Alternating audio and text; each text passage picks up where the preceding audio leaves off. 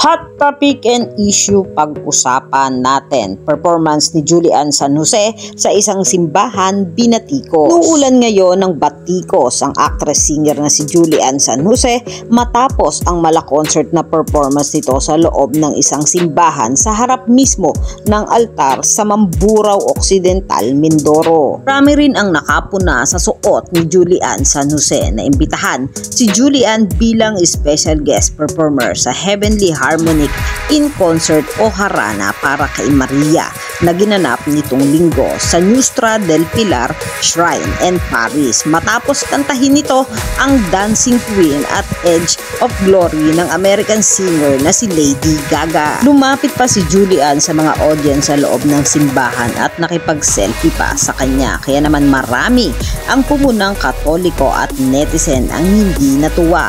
Kawalan daw ito ng respeto sa simbahang Katolika.